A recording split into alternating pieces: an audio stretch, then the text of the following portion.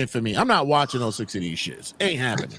I mean, we have Great American Bash. That's on at the same time as All In, so no. Pretty much Saturday's main event. I'll watch the replay of it because as a nostalgia show that's supposed to feature new stuff. Hell no. But with the women's Evolution show, I'll definitely watch live. That like Evolution and All In are pretty much the big shows for this weekend, honestly. And then Ring of Honor. I've made my statements about Ring of Honor that it's useless. No win. I only want one prediction. That's Takeshi to win the Ring of Honor World Title. And that's all I care about. Okay, so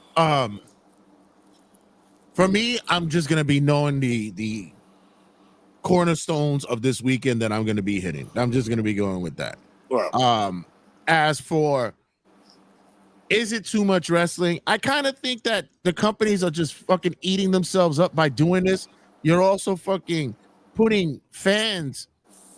It's not like we already have a cult society going on when it comes to wrestling, but now you're really having to a point to where like you're not really considering the fans anymore. Real genuine wrestling fans want to watch this. They want to watch it all.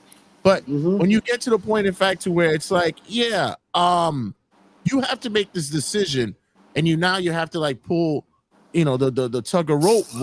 It becomes frustrating because at the end of the day, we're the ones that's missing out. Yep. Something live is going on here, and we'll sit there and say, I'll catch it on Peacock later. I'll catch it on. I'll catch the replay on the pay-per-view later. But at the same time, something exactly exciting is going to be popping off, and you're actually losing viewership that way. So I don't know. It's all a money grab for these fuckers. Well, think about the attendance wise too. I mean, I don't know if you guys have been reading, but Evolution, the people that have tickets like high are now being upgraded to the floor. Yeah, I heard about that.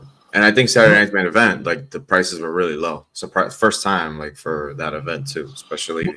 It's only been like 4 of them. Well, this is a good question that I pose to you guys as well, because this is something that I've been noticing on the spectrum as well. And I've been saying this for the past 2 years, ever since we saw the purchase of TKO of WWE.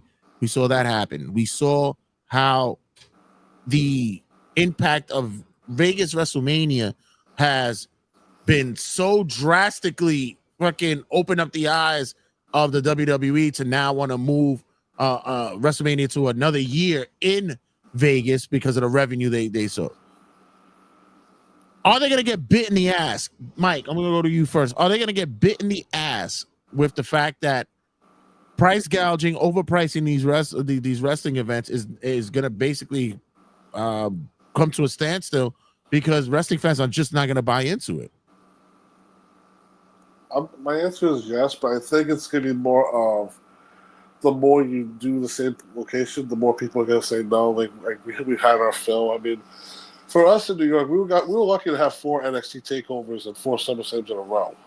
But that was one thing. But now it's like the biggest show of the year you're going to do from Las Vegas, the most fucking expensive place in the world you're going to do for maybe more than 5 years. It's going to run its course on the fans where people overseas will come, but people here in the States are definitely going to be more picky about, we're not going to do both nights. Maybe we'll just do one night. We'll see. Keith, is the package deals going to help this, or is it people going to fucking finally buy into this shit and say, you know what? Fuck it. I'd rather sit at a bar or sit in my house and watch this shit and pay fucking $1,000, $1,200 and give up a kidney just to be at a 2-night event.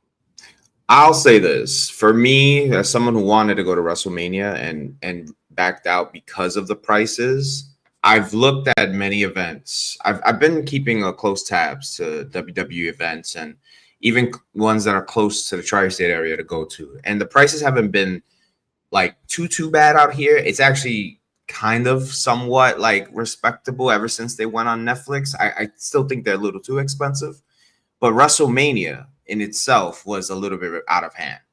But I look at SummerSlam, and SummerSlam is actually really affordable compared to WrestleMania. To answer your actual question, I think good booking fixes everything. I think you'll get the packed house with good booking. I think the problem is that in my scenario, someone who wants to go to SummerSlam is sitting there saying, I got to see the card first because I don't trust them. you know, because I think it's just been really hit or miss. And I think I've felt more comfortable lately watching it in the crib because of the booking. And I remember in 24 leading up to like WrestleMania 40, right? Those events at Barclays and at the Garden, like there was so much excitement, right? And it was just like anybody, me and you would talk all the time, and it was just like, what are they gonna, what is this, what is that? And it was amazing, right? And then you're like, now it's more like, do I want to go? I know what's gonna happen. I know how it's gonna end. I kind of can read the blueprint of every single show. They have the same endings almost all the time. And it's just like, do I really want to spend my hard-earned money? You know, like after SummerSlam, if they don't come to the New York area, like I'm not gonna go to an event. I probably won't even go to an event at SummerSlam because the booking's been up and down. Yeah, for me, my whole gig has been like I always wanted to have that bucket list of going to every major pay-per-view that I can get my hands on. You know, that I'm able to go to. You know, thankfully I've been able to go to 2 WrestleManias and such. But let me ask you a question. Was it like, will you consider back then like affordable now, and this like whatever you paid? I don't need to know the number, but what you paid back then would you? What I'm asking is like what you paid then. If you were to pay it now, would you deem it affordable, expensive, or cheap?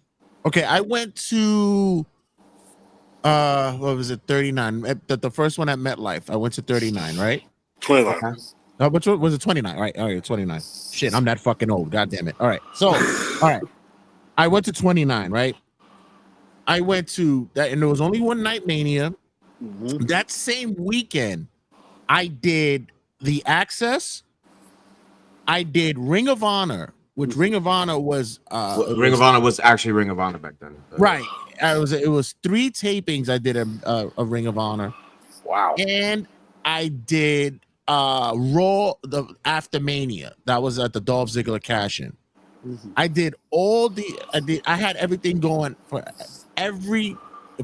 4 days.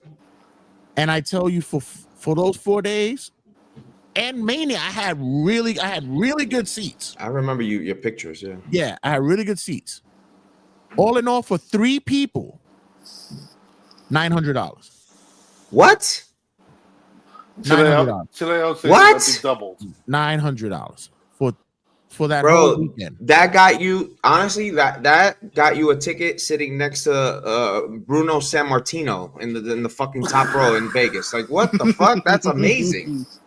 That's amazing. That's a great deal. Whole weekend. The only thing that I paid, I would pay that. I would for all that content. Absolutely. The only thing that I paid for that I because I helped out because somebody else, because I don't drive. I was helping people pay for their gas. Other than that, that's fair.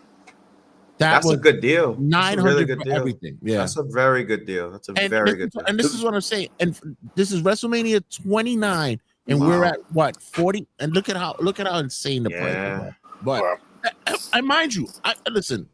I could. It's fair to say we live in New York City, but and we know how expensive it is out here.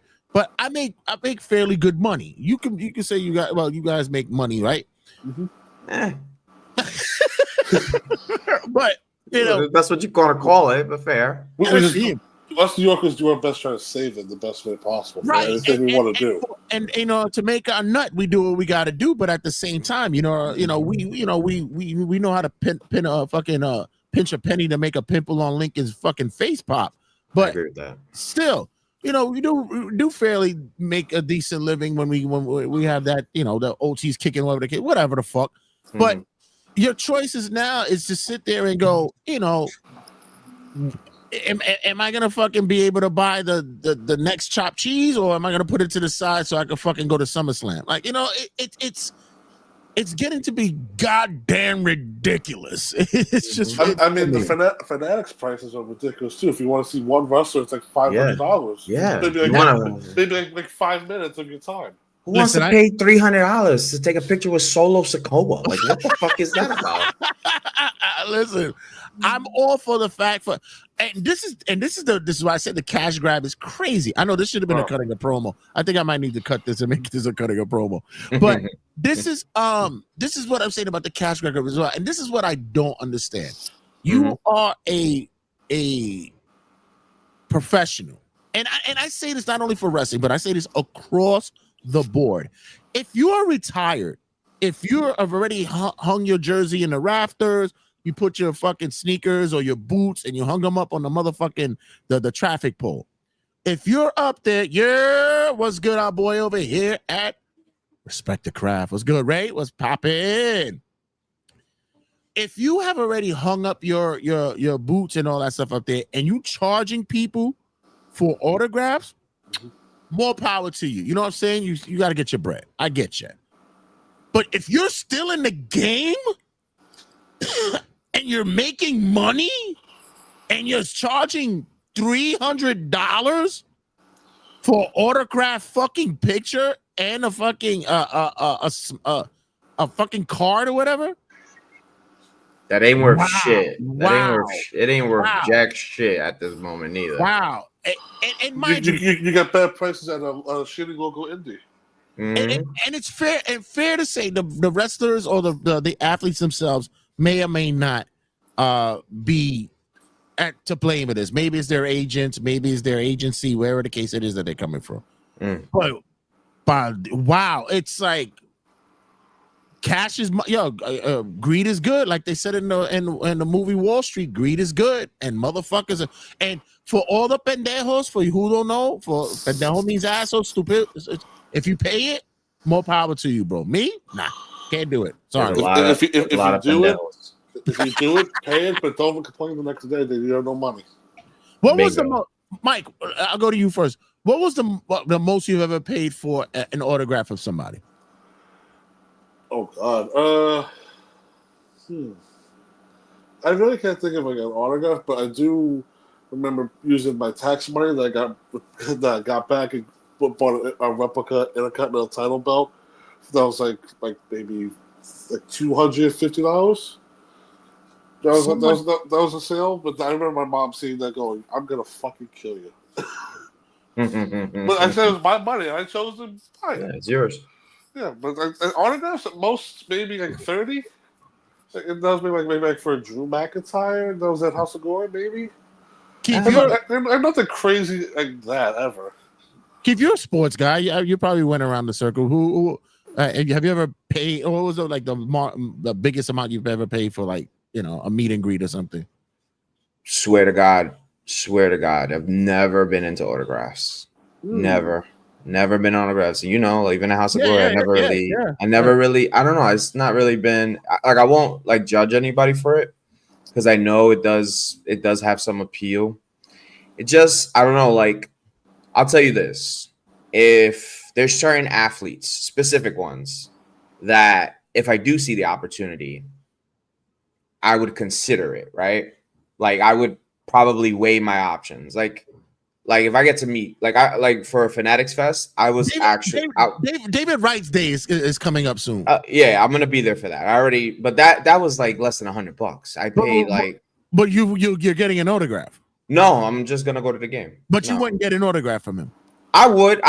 Well, here's the thing. I met him in real life, and I got a picture for him for free. There you go. So I don't really need an autograph from him because I've had a special moment. Like, God gave me that moment. Like, for me though, like, I'll be honest with you. Like, to me, Francisco Lindor. Like, I'm a big Met fan. Like, if I get a chance to meet him, if there's an opportunity, I would weigh the options. That's one. And I'm gonna be honest with you. After that, like in the wrestling world, it'd probably be only like Seth and Cody. I wouldn't even pay that much for Roman, honestly. And the reason why, Seth, you know why I fell in love with Seth from God knows how long ago. And I think Cody, to me, is like he seems like the coolest conversation. I don't know if I would even pay for an autograph from Cody, but I would love to I would literally like to have a conversation with Cody Rhodes about Metal Gear Solid. You know what I'm saying? Like, I would do something like that, honestly. But like an autograph, I'm gonna be honest with you, when I was younger, I had this fetish with Jordans. And I grew out of that fetish. I really did. And I just found this like appreciation for like comfortable shoes and not having to like go crazy. Like there's nothing wrong with wearing something that's comfortable that doesn't need to be the biggest, hottest shit. As you know, we grew out of those phases, whatever. Right. The most I'll say this, for a video game, I spent like probably $200 because it was the Spider-Man special edition. And, you know, I love Spider-Man. That's like in another lifeline. I'll talk about that another day. But it came with the whole mannequin and him fighting Venom. And I've always, my whole life, I've loved that comic. I've loved that whole series. So I only bought the game just to get the statue, and I still have it over there. And it's like, it's like a very sore spot in my living room, but I love it. You know, like it's there because I love Spider-Man, whatever. So, I can't autographs, Red. Red, when I go with you to House of Glory, like the last thing I think about is an autograph. I love just watching these fuckers go, and if we bump into them, we bump into them. You know, this is because I think the lines are really dictated. If you really want to go for it. This is Keith's face every time I tell him somebody's doing an autograph session. I go, yo, Keith, look who's over there doing an autograph. He goes. Well, I mean, like, what reaction do you want? I mean, they're charging $20 most for a picture. I will say this: once at House of Glory, I paid to meet somebody. I'm gonna ask you guys to take a guess who it was, and I got his picture still. Once, I don't know if you remember, Red. Oh no, I don't. Wait, one time. And it was worth it. And it was worth it. I remember you was excited about it too. Fuck. Oh, worth it. My guess, Ric Flair. No, that's a great guess, but no, it's a great guess. No, as a matter of fact, the funny thing about the Ric Flair one, everybody was paying over. It was 75 and over for that fucking signing that day. That day, I got my shit for free. Fuck that. Oh, really? Nice. Fuck that. Nice. I got that kids day picture and everything. No, shit. AJ Styles. Yes, you remember it. Yes, with the Bullet Club. I got the Bullet Club shirt and everything. I was like, AJ Styles. Yep. I gotta do that. Yep. It was AJ Styles. And back then, AJ Styles was like hot shit. Like if you didn't know, fresh from TNA. Yeah, if you wasn't watching AJ Styles, you wasn't watching wrestling. That motherfucker was on fire. Yeah, he was on his indie run. He had that fire indie run. But nice guy too. Nice guy. I remember that too because like that was my first House of Glory show too. It was like the line was going. All of a sudden, it was like we went to the right, and all of a sudden, AJ Styles was staring at me. He's like, "Hello, like here's a shirt. What's your size?" I'm like, "Okay, this is interesting." But Keith, I want to ask you, since you don't do autographs, are you a collector at least? Like, do you collect the boxes? All I do is this, really, honestly. Baseball cards. Okay, that's fair. I want a wrestling belt. I've always wanted to get one. I'm surprised you haven't got one yet. Yeah, I would get. There's only two belts I would get. It would be Seth's belt because I'm a Seth fanboy. Whatever. If they ever do a Cody Winged Eagle belt, I'll be one I would consider because I like Cody. But I feel like they did that, but. Yeah, I don't know. You know how they do these, like, you remember that Punk one they did that looked like a spinner one? Like that was cool. Like I kind of had to like put my phone away because it was really nice. I really liked the Punk one. But the only other one, don't touch the bank account even alone. Yeah, I was like, yeah, I can't do this right now. I would get the Mets belt because I'm a big Met fan, but I told myself I would only get the Mets belt if we win the World Series. When they win, yeah, I wouldn't get it before that. But honestly, the belt that I would buy, like wrestling, I love that fucking the South belt. I love it so much. I even love it. It's funny because I love it on Seth. I love it on Gunther. I just love how it looks. Like I just love the style of it. Very, very old school in many ways. It's funny you said that because you mentioned the AJ Styles thing. I actually remembered when I went to a TNA event.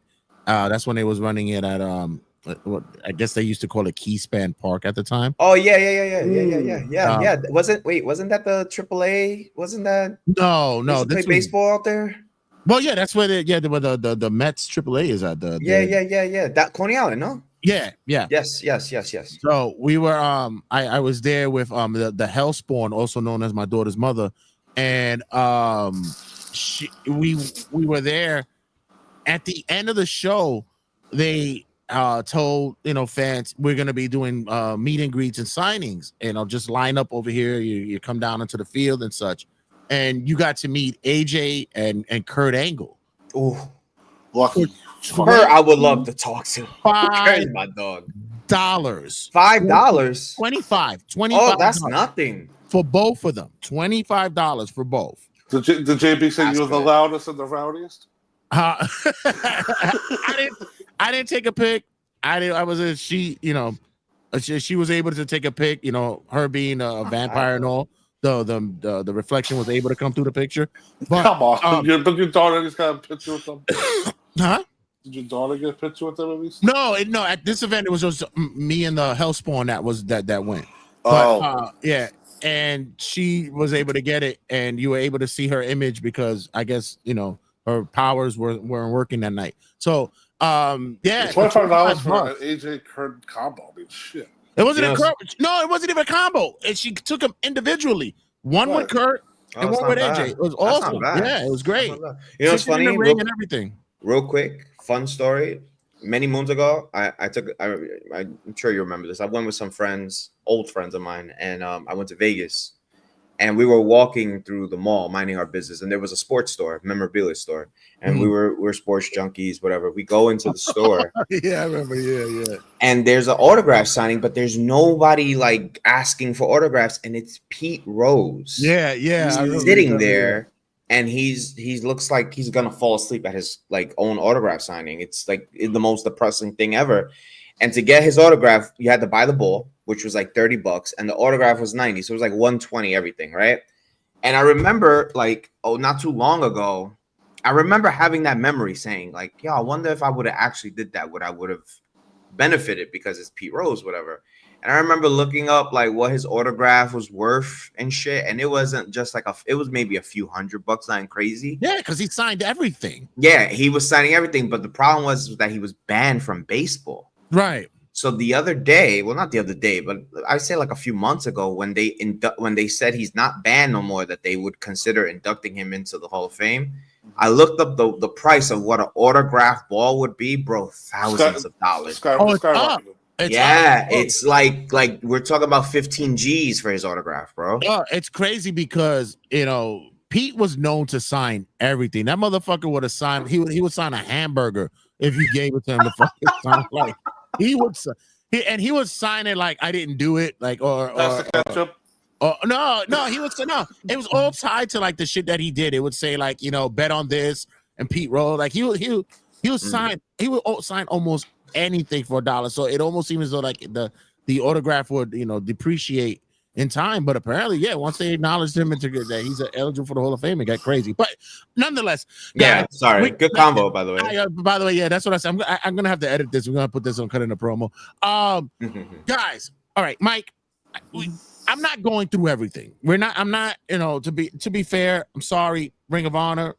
You got to go. You got to get the boot. We're not doing predictions for that. I'm not. Like I said, the only thing we should care about is that Takeshita wins this Ring of Honor World Title. And I'm gonna tell you right now, even that, the way that his run has been going so far, as much as I loved him or whatever the case may be, I don't care. I swear to you, this guy is amazing. I love him as a wrestler and such, but for him to be even considered to just be on fucking Ring of Honor to get their work, I don't give two shits. What else do we have on the table?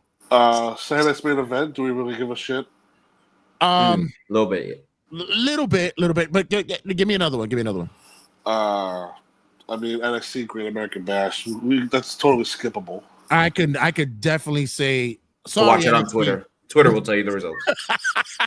Not for nothing. They put out the graphics for this show, and they have a graphic where it's Trick Williams, Joe Hendry, and Mike Santana. I'm like, oh wait, I thought it was doing Triple Threat's anniversary. Nope. Oh, Mike Santana's in this. Yeah, but not fighting. But fucked the way off. But Jay, they're promoting a contract signing. Not even a fight. On this PLE. Next, what else we got? And then we just have the final two, Evolution and AEW All In. Yeah. Okay. All in Texas, mind you. Okay. You want to do the women first? Or wow, I guess. You know what? Let's go All In first. Let's do it first. Let's get All In out the way. Because that is a jacket. And not for nothing, I'm kind of intrigued to see what's going to be the turn about this. Yeah. Me too. Yeah. Very much. Yeah. I haven't been this excited for AEW like ever. Like it's been a while. Let me go run and get another beer. Hold on a second. This is going to be interesting. You might need one. especially when we go through these matches. I will say, let's discuss it, that this is the first All-In that's not in London. This is in Texas. So, I mean, think about it too, when it's Texas, it's going to be 3 in the afternoon. The New York Heat. That's the best part about it is that it's early. Great. I've never been to Texas, so I don't know. I can't compare the Heat over there to what we've been recently fucking having. Listen. Yeah, I don't think you want to experience that heat. Whatever you need to do to ensure that you're not fucking air conditioning your balls will be a good day, because apparently it could get like that. By the way, Keith, you gonna go see Superman? Today or tomorrow? Yes, I'm actually so excited that I'm scared. Yeah, I'm going Sunday. Terrified. Yeah, I'm gonna go Sunday. I already got my tickets for it. I heard a fun rumor that I think you would appreciate, but we'll talk about that later. Oh, finally! Dun, dun, dun, dun, dun. No, we'll talk about that later. I was trying to confirm. I thought it was going to confirmation that Superman is actually gay. That's the one I was going. I was like, no need. It's been confirmed for a long time. Yes. All right, let's go. Start it off. All in, Mike. What we got? We start on the 0 hour, Jay. Oh, my favorite part. I love 0 hour. You want to guess how many matches so far? Hence, if there's more than 2, I'm gonna scream. Since the sarcasm, is there more than 2? Yes, there will be more than 2. So I'm going 4. Probably the same length as Great American Bash on 0 hour. There's 2 matches, but Jay, you're gonna say there's gonna be 2 more added before the show starts Of tomorrow. course, please. Okay. There's matches now. Like, this shit is insane, bro. Right. So first match. People who edit their Wikipedia is like, fuck! God damn you, fucking Tony! Shit. First match, we have FTR versus the Outrunners. Not for nothing. This could be good. If it wasn't for Mike and Ariana who put me onto the shit, the Outrunners are actually a fucking fun tag team to watch. No lies there. Yeah. Could be a fun match. The way that FTR is running right now, I would remember they were supposed to have a big match with Edge and Christian. Right. I would, which we're not going to see an Edge and Christian pop up in 0 hour, are we? No. Don't doubt it, man. we need a pop at that. Do not doubt it, man. At 0 hour must be starting at, because it starts at, it will be at 2:00 then, right? Okay. I saw 1. Oh, look. Oh, my. Oh, please. It's definitely going to have fucking 5 matches. Are you crazy? 2 hours, 0 hour. Well, Trump said there will be more jobs, right? And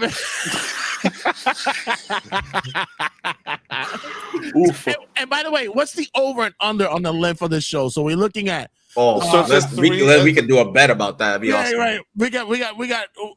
Is it gonna bleed into fucking Saturday night's main event? Starts at 3, ends at 8. 8. Yeah. You're lowballing it, bro. Like it has to start. We have to end before Saturday night's main event. It does bleed. I think it bleeds a little bit past 8. Japanese organizers of fucking Wrestle Kingdom looking at them. Oh, look at you. Oh, you know how to make a match card. Look at you. Wrestle Kingdom took 3 days to finish. What? Watch one, never again.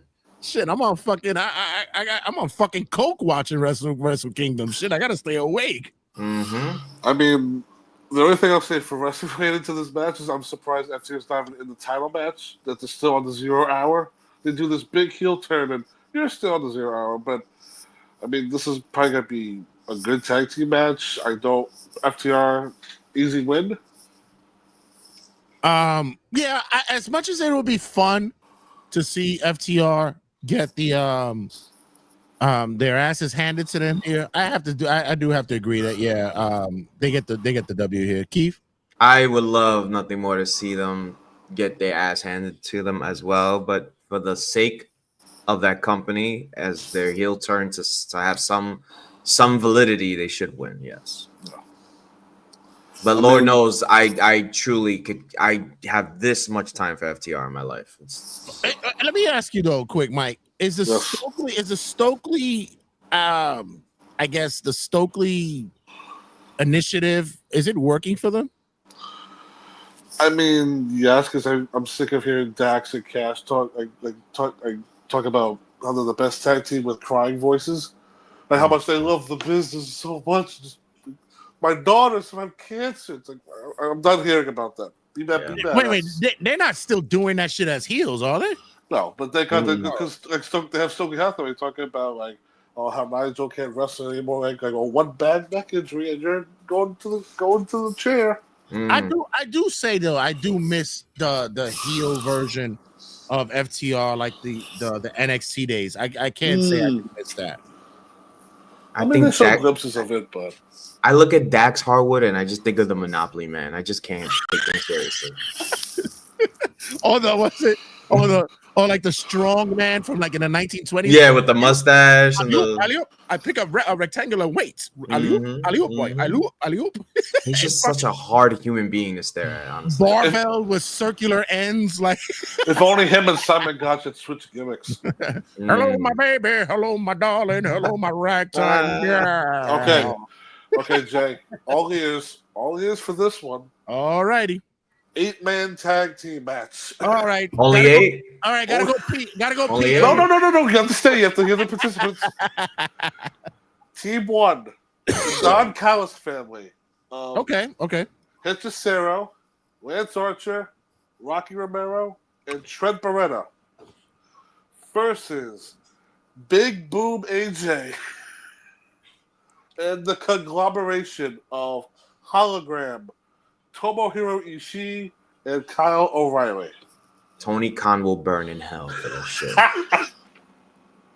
AJ Big Boom has to win. I'm sorry. All right. So the one thing I have to take from this, honestly, and I love the fact that Don Callis has become not in the true essence of him, but in just the way that he has his crew, the way that he has his faction. Great heel, by the way. His family. He is a quintessential Bobby Heenan kind of guy because all his characters are just all his wrestlers are just they're different and so good. Because when you hear that rundown, you go, shit. What? I'm saying shit in the sense of like each one of these guys will kick your ass. I mean, Kyle Fletcher, Nosuke Takeshita, Josh Alexander. Yep. But the great thing about it was that Bobby would have guys like that, and you knew that they were gonna lose at like WWE Superstars on a Saturday afternoon, right. But he would pump them up so you believe in them. Make you believe that they could fucking win. Right? And Callis, he may not have that trait, but he still has like this menagerie of different fucking wrestlers. He should be on commentary as much as possible. He's amazing on commentary. Right. I love the dude. The dude is such a wizard with this. I love the dude. There's not many guys like that in wrestling. Yeah. For this match, here comes the boom. Yeah, Keith, you go first because Here comes the boom. Yes, well, I'm sorry, I'm rolling with AJ and the boom and hologram because Tony Khan loves to make fucking characters out of nowhere. Not for nothing, I give AJ Big Boom AJ all the credit in the world because when he does anything, he promotes the shit out of it. Yes. Most of the time, you see the roster, they don't promote shit. Big Boom AJ promotes this, like all of his stuff, and he plugs everything too. He's like, oh, I'm gonna be on All In Texas, and you can watch them on HBO Max every Wednesday. Like he knows how to promote. Mm-hmm. I'll give him smart. They're smart. Yep. Let me tell you something. I have that on Steam. Keith, you got Steam, right? Yeah, I play a baseball game on there like a fucking weirdo. Yeah. Which one? Which game you play?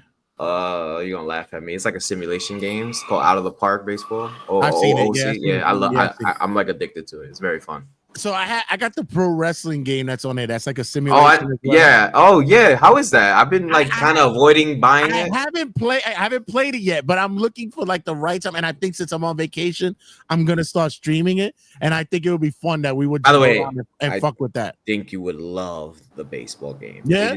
It makes MLB The Show look like a joke. Okay. It's so in depth. I'm gonna just go. Shout out to brother AJ for putting me onto this. So. I have an emulator, right? Of course, everybody knows I'm into emulation and all that. So I got a Legion Go. So one of the games one of the emulators I have is for the PS2. I got a brother AJ was like, "Yo, you got to get MVP 2005. Got to get it, right? One of the best ever. Yeah. I forgot how great this game is, right?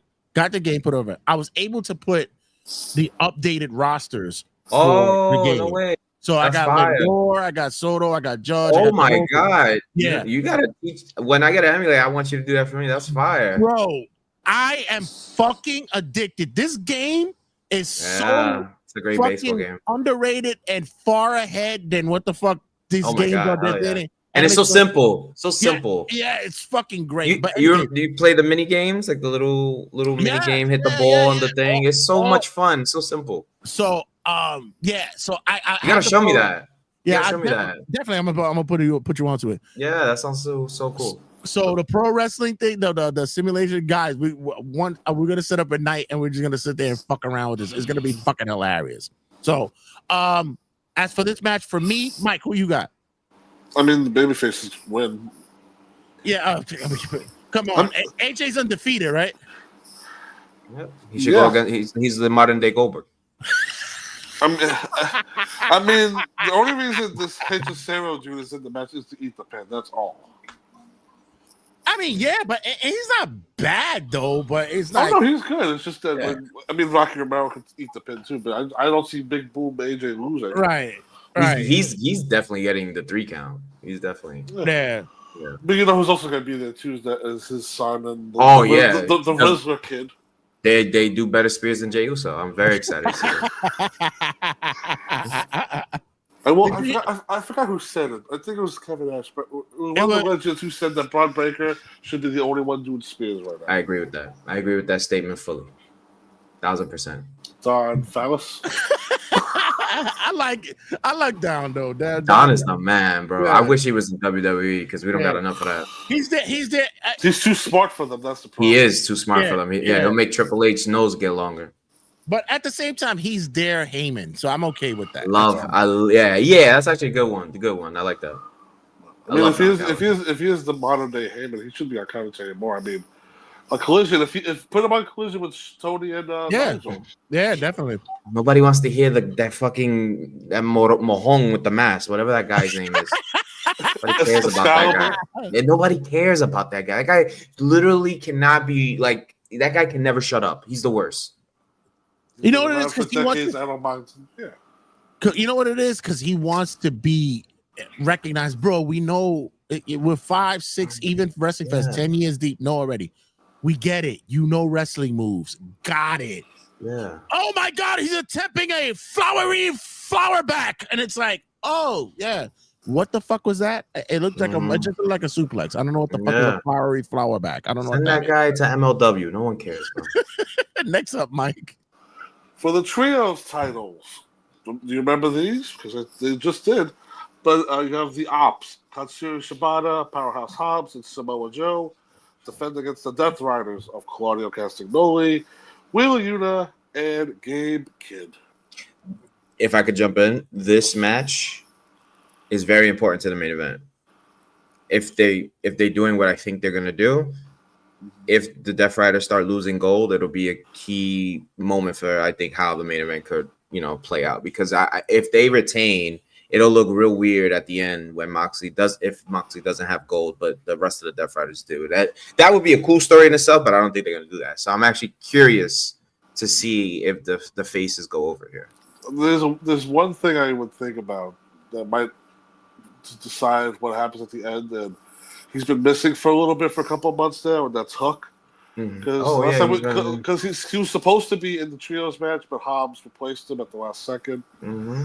So I'm not saying I want to see a heel Hook turn on this, where he joins the Death Riders, or like he just doesn't like his best friend Samoa Joe anymore. But I'd rather keep the belts on the Ops now. I don't go backwards. That's just my opinion. I do like Gabe Kidd though. He's very fucking hilarious when he's in the ring. Just cursing off the fucking storm. Doesn't care about anybody. Do you think there's a Eddie Kingston moment in this part of the match? Just because Gabe Kidd is there? I'll say later. Okay. All right. Because I've been hearing rumblings about that. I hate to say it, but I think the heels go. Shout out to the my heels boy go over. Wheeler Yuta. Shout out to my boy Wheeler Yuta in the mix. This is great. He really brought out his eyes in this one. I like that. Yeah, shout out. Yeah, and he's doing big things right now. Shout out to Wheeler. It's one of those things when people when wrestlers like change their looks for character development, and his just looks so emo. Yeah. Maybe Hook's putting on size. Poor guy. I feel bad for that dude. Shit, I tell you one thing though with Hook. First of all, the kid is talented. He's young. He's got a look. And listen, all you have to do is go in and just replicate your father. You'll be okay. But he has a look for him. Kids will dig him, chicks will dig him, whatever the case may be. He looks more like Ash Ketchum than his father, in my opinion. So I think for me, if he got into a better system, NXT, they might utilize him better. I think so. He's made for NXT, in my opinion. Even though I hate NXT, but yeah, right. I think it's time to put the debate of him and Dominic Mysterio of who's being more successful. I mean, Dominic is skyrocketed to the top. Oh please, listen, Dom. There's no greatest wrestler of all time. I don't even want to have that conversation anymore with anybody because at the end of the day, Dom does everything right in his now. Position. Yeah. Right now at this point, especially with what he does off screen, what he does on his socials, whatever. He's fucking he knows how to not only touch and hit the base of his age range, his demo and such, but know how to fucking piss people off. He's the man. He's the man. I fucks with him, bro. He's the man. Would Hook win LFG though? Is the question. Yes, he would. Not sure how much more he. I would wager some chump change with you on that, Red. But we'll talk about that another time. Not sure how much more he can flourish there. Agree with the NXT. Yeah, I mean, I think they have his hands tied there. You already got the underdog hero, which it might pop up at Texas tonight, and we'll get to it. But Hook is not there yet, so we'll see. He it was only a year ago he dropped his dad's title finally. Like that was his biggest crutch. Jericho, right? When he won the belt back, and then in New York he gave his belt to his dad again. Yeah, the belt that he had all the way back in the ECW. Yeah, the FTW belt. Yeah. Once that was gone, it was like, okay, now let's see what he can do. And then he started hooking up with Shibata. If he gave his father the FTW belt, I would love for him to win the LFG belt. But that's a conversation for me and Red another time, right? We'll go. I'm gonna go that Death Riders win here, but I think there will be some tension that's gonna start boiling here. But not enough to say that we're done because I think Moxley has a strong grip on it. People are talking shit about Mercedes and her fucking creative. Fuck off. I really believe that Moxley has a better handle on his creative than anybody else in that building. Oh yeah, this whole storyline is his baby. He's the one that dictates what happens. Right. So I love when we all refer to this as a storyline. Fascinating. Fascinating.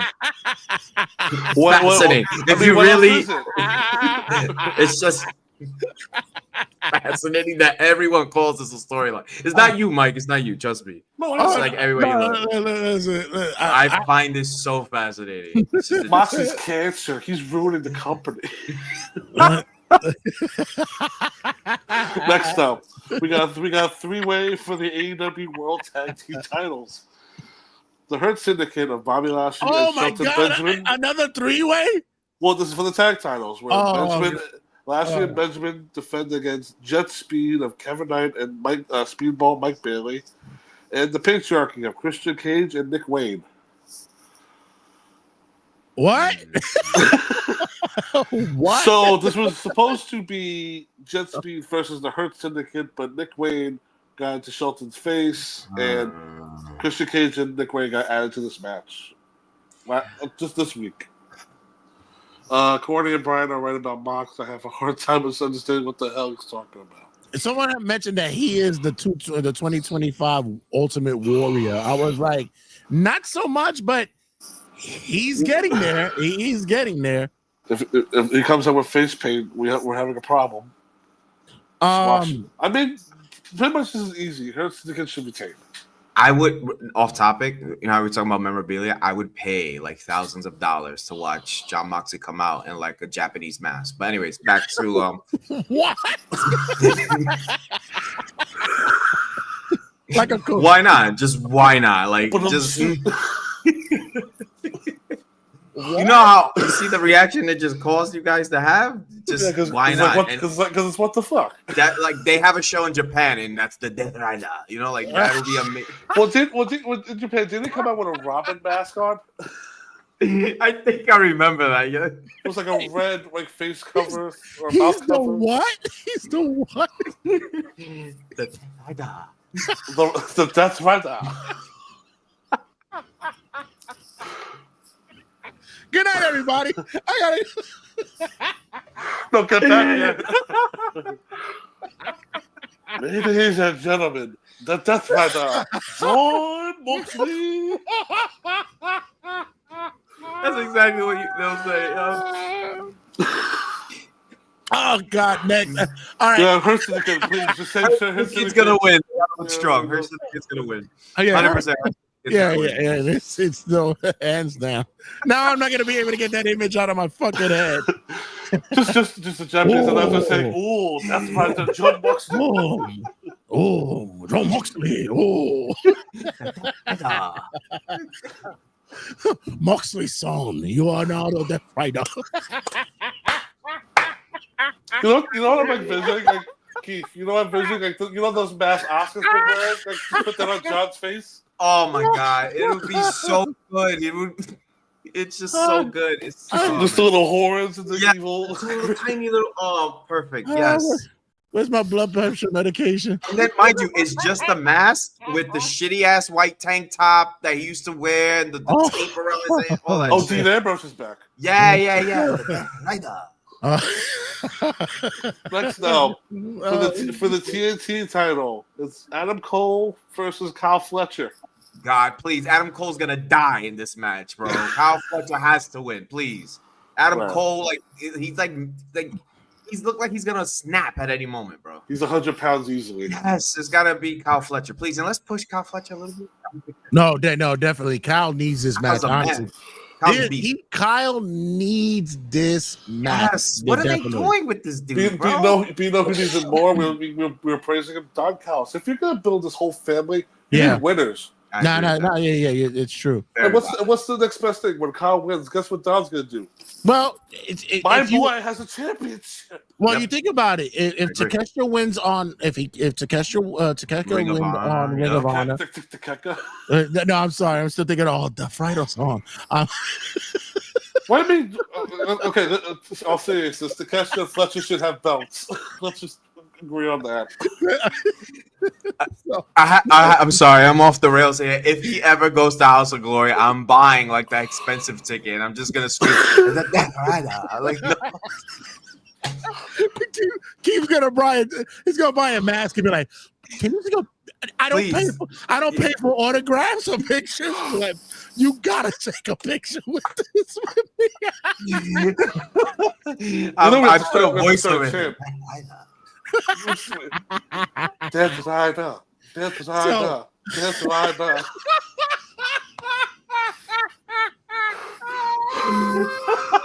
Yo, he's so funny to me, bro. Oh my God, I swear to God. Fletcher's a star, beautiful brain buster. I mean, Kyle Fletcher's been compared to Randy Orton while Jay laughs his ass off. All right, so honestly, Fletcher needs to get the W here. Has to be. Yes. All right. Yeah. Do you see Randy Orton of him when people talk about Fletcher? A little bit. I see a little bit. No, I see a lot of it. Honestly, I see a lot of it, and it's not a bad thing. You know how sometimes people will be like, "Oh, you just biting off of somebody, you copy it." No, there's nothing wrong with it. The only thing I can say about it with him is embrace it. Yes, I agree. Yeah, just embrace it. Just go with it. It's cool. It's cool. Yep. And I don't think anybody would be mad that he did. Nope. There's other wrestlers that you could look at and be like, "Oh, you just biting off of this person." No, embrace it. It'll be so great that if he did. If he was to incorporate a cutter it'd be amazing because instead Oh, of RKO, yeah. it'd be KFC. It'd be fucking amazing. I mean, if Kyle starts pounding the mat like Randy used to do, then we'll definitely. You guys are crazy. KFC.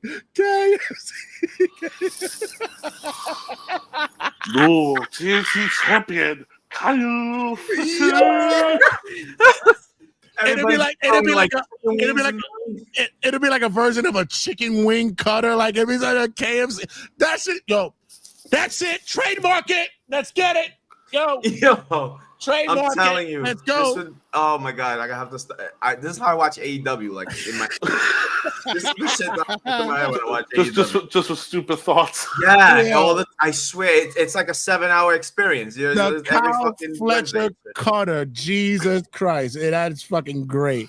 Okay, so Jay, I'm gonna apologize for this next one, but it's the women's casino gauntlet match, and they only have 2 women announced for this match so far. Oh yeah, there's gonna be surprises. And the only 2 are announced are the 2 people that are gonna start the match: Chris Statlander and Megan Bayne. Can I just say, why is Chris Statlander used the way she's used in this company? I don't get it. I actually am a big fan of hers. They definitely botched up her heel turn. Yeah, and then they turned her face again. I think they I don't definitely fucked up with that. I don't understand what she is in AEW, and I actually think she's a good wrestler. She's gonna be the Natalia of fucking AEW. Watch. That's a really good call. Yeah, because I don't see her leaving. I don't see her. Yeah, She's like AEW through and through. Yeah, That's actually really. I can see that. Like I'm serious. She's gonna be the Natalia. And not for nothing. The more I see Megan Bayne, the more I'm like, that woman is fucking delicious. Like, Told you. there's. Told you the first time I saw it, I was like, Red, what is that? What is that walking? I've never seen House of Glory that bright. Yeah. She was something to be. That's the first time. Joey Janela is lucky. Yeah. Oh my God. Yeah. God touched him. That's the first time ever at House of Glory that I stopped thinking about the air conditioning. That's the only time. Yeah, exactly. Only time. I was like, what? Crazy. Yeah. They made her the big show of. They made her the big show. The big show with the back and forth.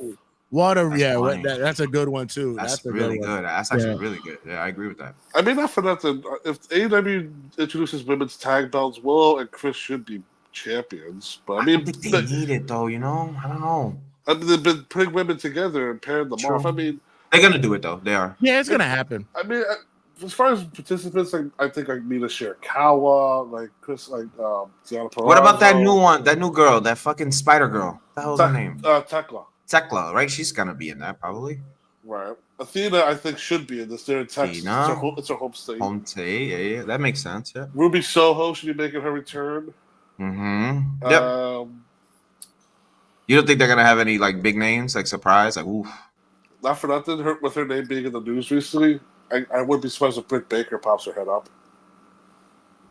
That's a real weird scenario. You think I'm leaving, assholes? Yeah. Stop reporting that.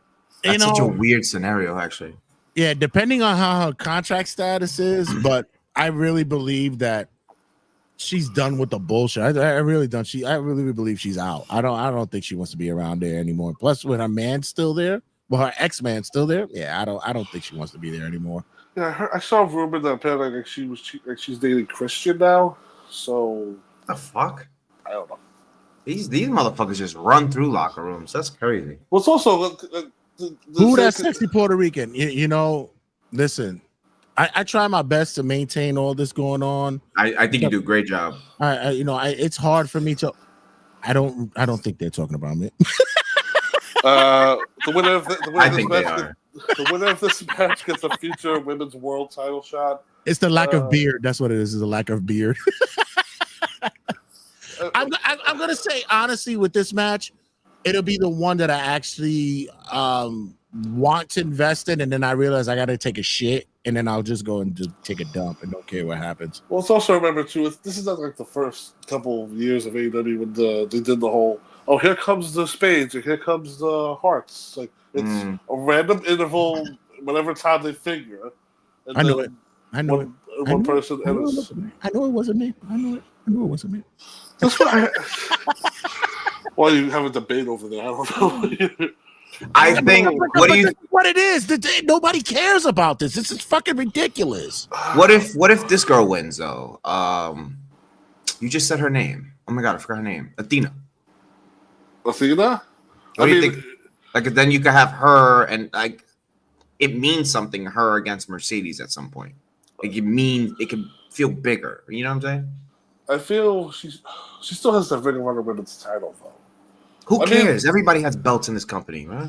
I got a belt if I was in AEW. That's true. The woman's belt. You'll have the woman's belt.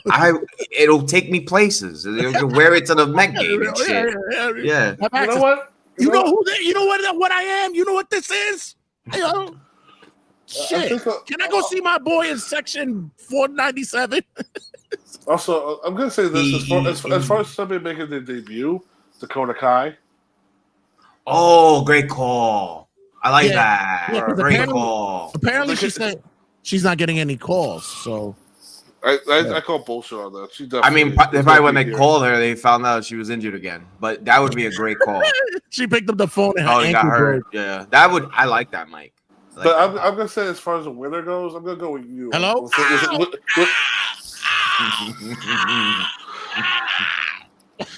I'm gonna say Athena. Okay, I'm with you. Give the homegirl her win. Yeah, I'm with you. I think that they want her and Mercedes at some point, like on a bigger stage. I agree with that. I'll take the hometown hero. Yeah, I get that. And then we have the men's casino gauntlet match. Oh my god! Wait, I have a new name for this match. You ready for it? Gauntlet matchup? No, I'm calling it the Ricochet anniversary match because he came into the company and the same style of match, and a year later he's still doing the same thing. Awesome. So far, the only participants are Mark Briscoe, MJF, Bandito, Brody King, Mystico, and Ricochet. For the love of God, MJF, please win this. For the love of Christ. So your final three your final three is in that announcement so far. You have Mark Briscoe, Ricochet, and what was the other one you said? MJF. Those will be your final three, and whoever else is gonna be, you got one more to fill it for the final four. So far, you got 3 out of the 4 that's there. Maybe final 4. Huh? Maybe final 4. The people keep coming out. There's no eliminations. It's one pinfall and then it's over. Yeah, remember they keep running in. Oh, that's why it's at Casino Bush. God, you know what? The person who's supposed to win it is not going to be able to come in because it's gonna finish early. So they're gonna save it for later. Thank you. I mean, this is a layup for MJF. MJF should be back in the. It's gonna depend on. It's gonna go with my booking for the main event, but MJF should be back in the world title. Absolutely. Absolutely. MJF helps the Hurt Business win their match, and they're gonna help him win this shit. Mm-hmm. Yeah. There you go. Yep. As far as, I mean, I'd like to see Dijak pop his head back in. So would I.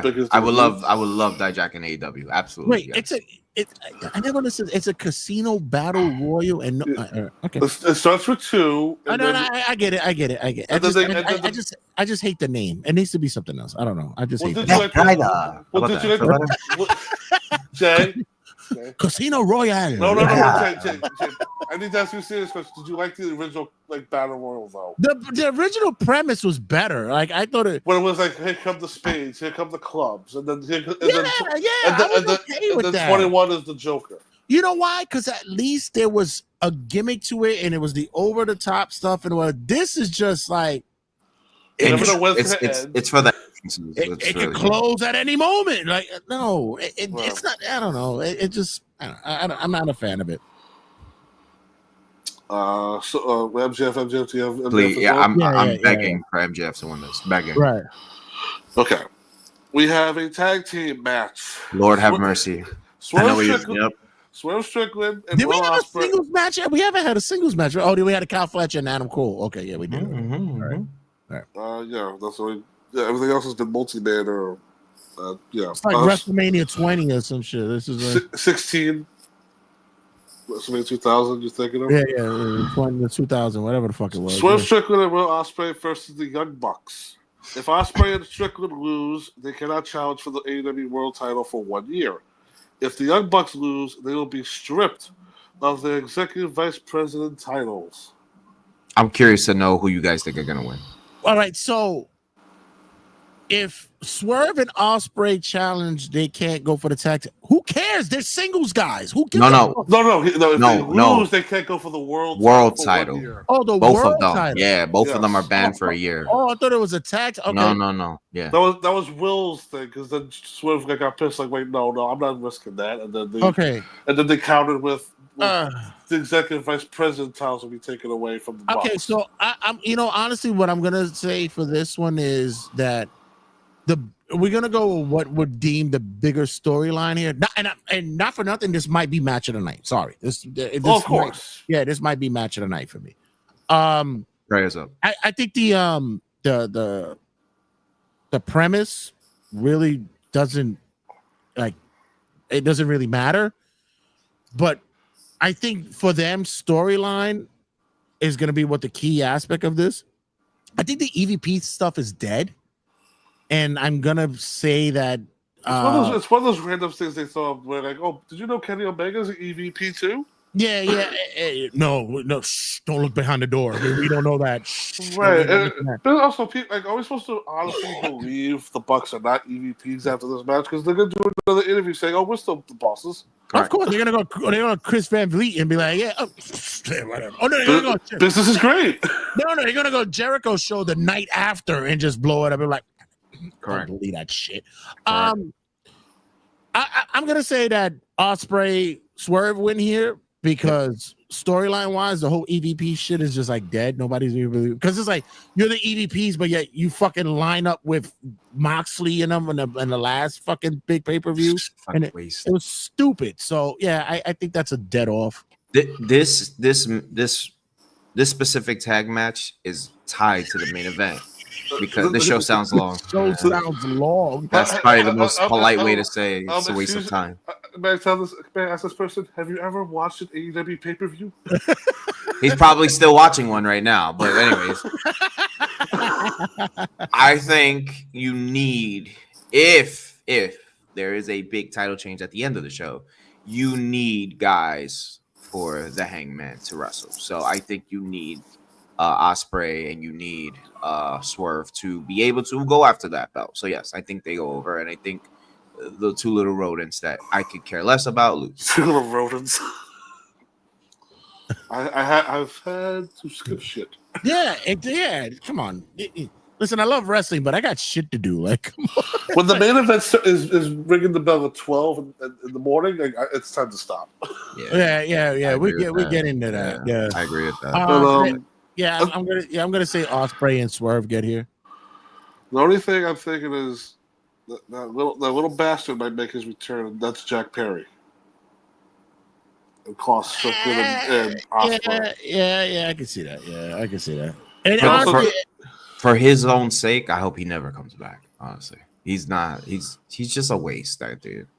I think nothing of that dude. Honestly, I think the stigma of the Punk thing it gave him a moment in time, and then he actually had some heat going on when he turned, but then it just flamed out. Once he's not on TV and why he's not on TV and no one knows why he's not on TV, you turn it kills it. And right now everybody's like, I don't care if he's in Japan. I don't see him in Japan. I don't see him on my TV. And people are like, do we still care about this? Then we're gonna find out that he's gonna be like on the Real Housewives of Wrestling or some shit. He'll be selling crypto in about 6 months, and no one can. Yeah.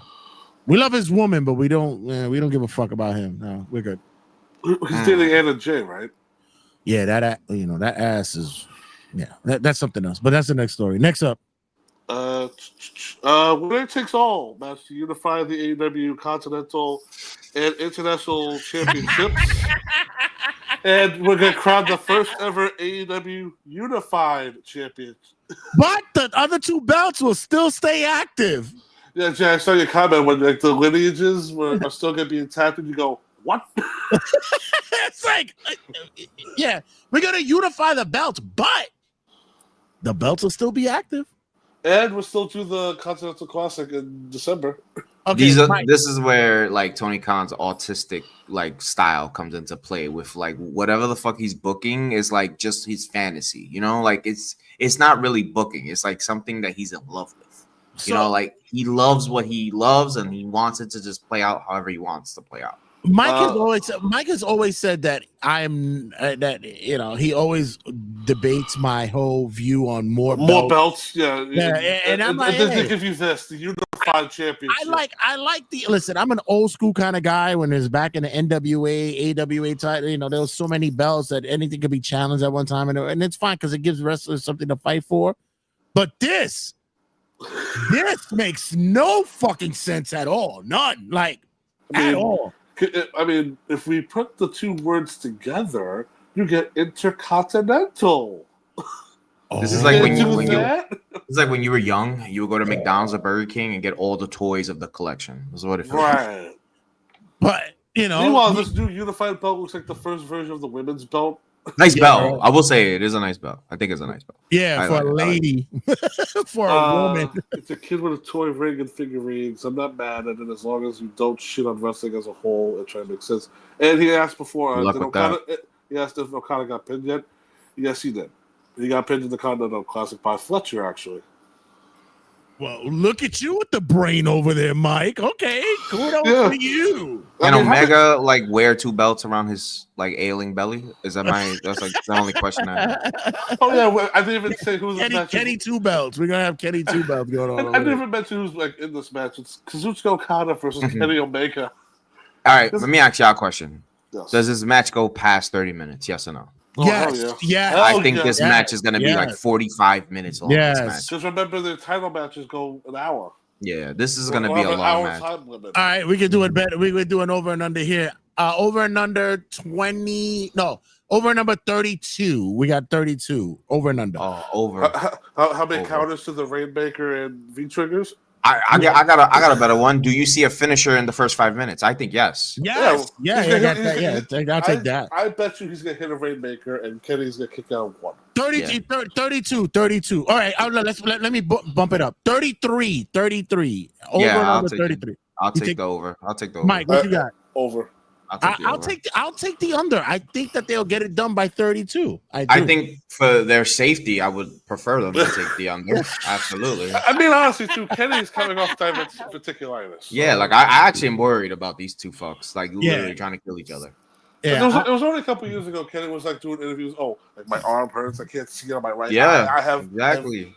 I'm fucking partially deaf. Like, dude, like, fucking sit down and relax. I agree, 100%. I like the dude, but this will easily be the longest match on the show. This actually won't be a bad fucking segment to do one time. I gotta notebook this to do bets. We gotta do bets and have the fans judge it as well. Over and unders on time, and so that'll be a good one. Over and unders on that one. Once I get a name for it, we'll do it. I got Kenny winning here. Gotta have it. Really? It's the feel good moment. I got Kenny Omega taking the win here. I think I agree with you. I'm going with Kenny Omega. But can I ask you what the feel good moment is? I can answer that. Yeah, okay, Keith. The guy in charge of the whole thing. That's all he cares about. Kenny Omega wins. That's like literally that's all he cares about. Because the story, we haven't moved away. Tony Khan. This match is like a match in his brain. There's nothing like past. No storyline. It's just he wants to see Kenny Omega win this, so he can have the one leg over Okada. You got that sentence half right, where it's like he wants to see the dream match that everybody loved 5 years ago and see if he can do it again. So he can sit next to Kenny during the motherfucking the press conference, the scrum, and be like, "Yeah, while he's on the defibrillator, it's insane." Yep.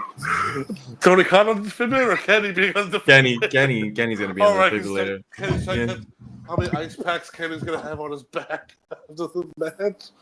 But I think I got Okada winning. I think. Oh, okay, Okada. Yeah.